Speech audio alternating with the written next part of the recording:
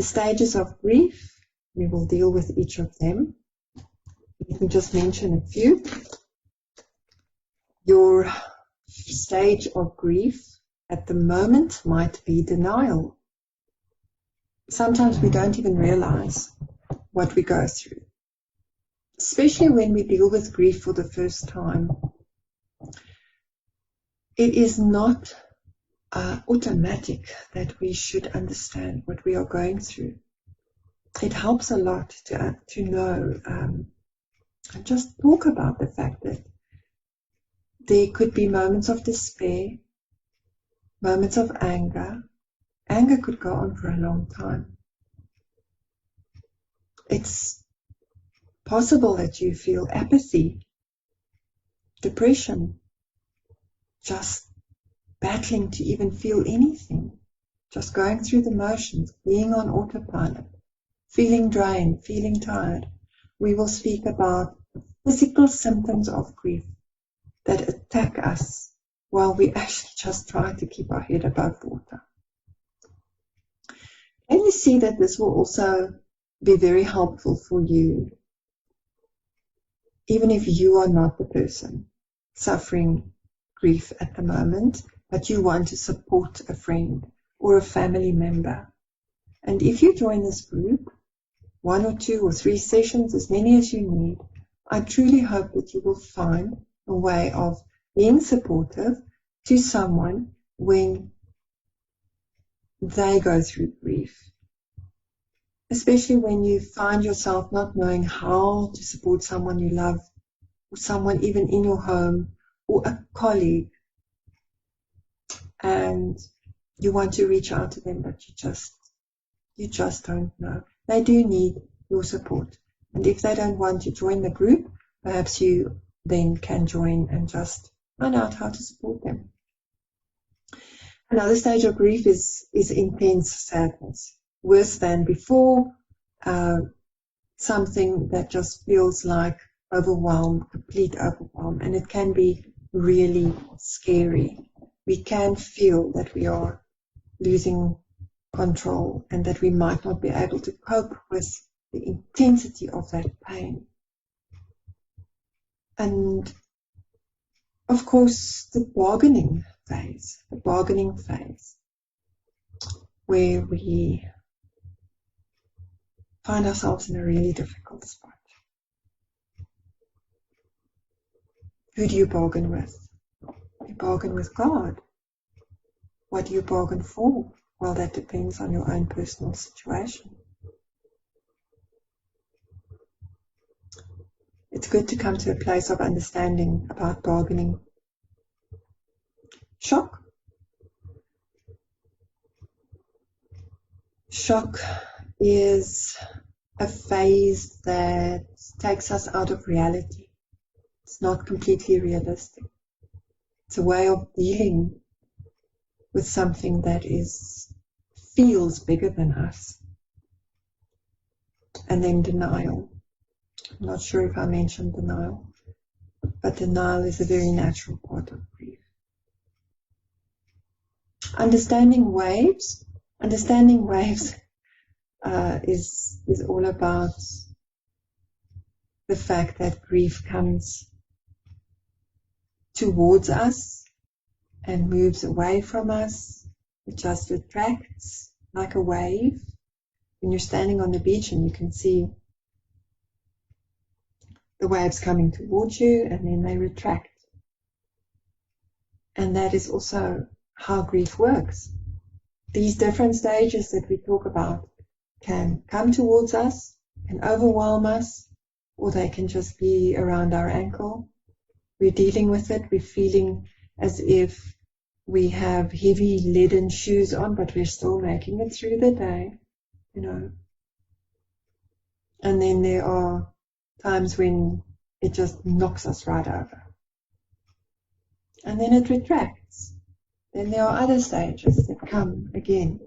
Just when we thought after a year, perhaps, we've managed. And then a complete and intense sadness can hit us. How does that work? It's like a wave. it will also pass. And then the anniversaries of a year, just a year after someone's death, or a year after a major loss, a year after your divorce, a year after the chemotherapy that you received. Yes, you are a survivor, but you went through a stage of loss. You lost a part of yourself during the cancer and the treatment, even though you yourself have survived. So we deal with that, and we talk about that. And we make sure that everyone in this group is able to grasp hold of restored functionality. I want to encourage each of you to visit my website, and you will find this booklet.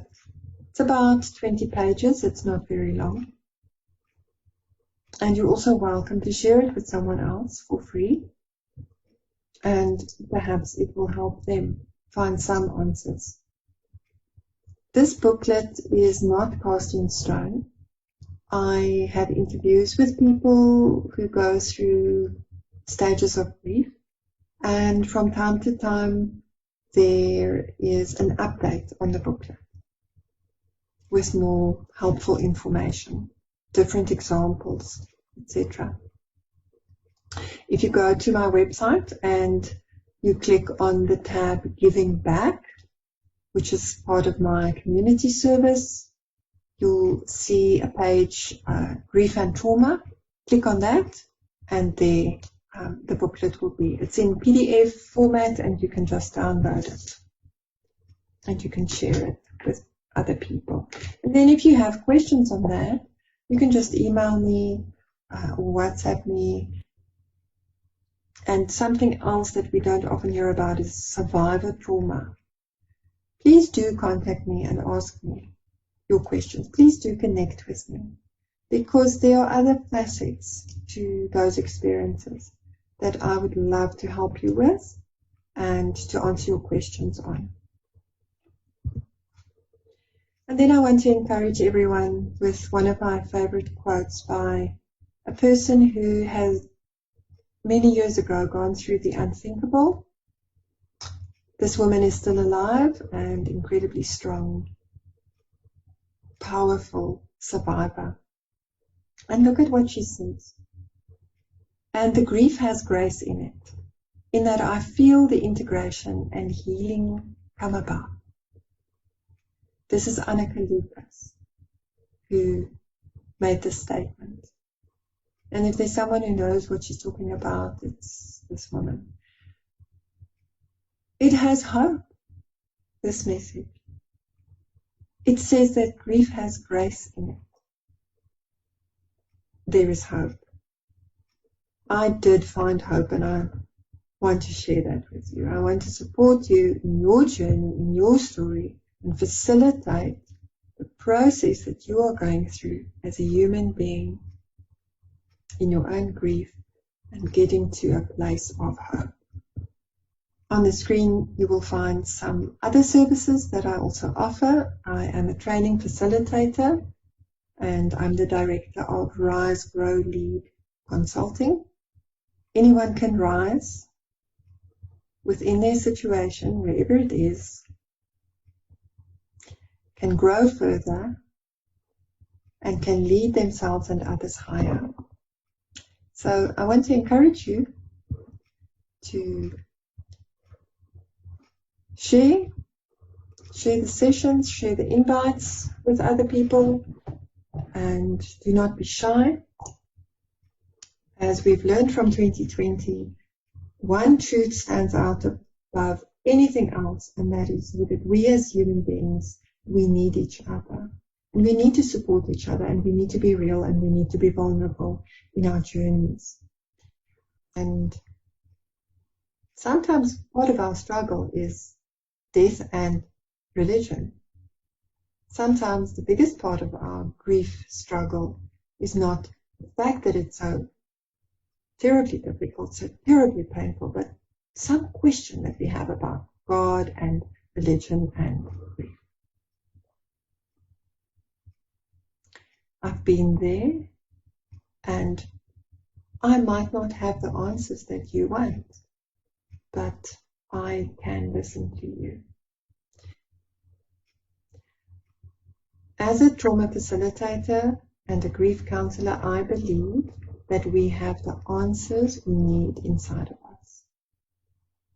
But when we go through grief, we are very much clouded.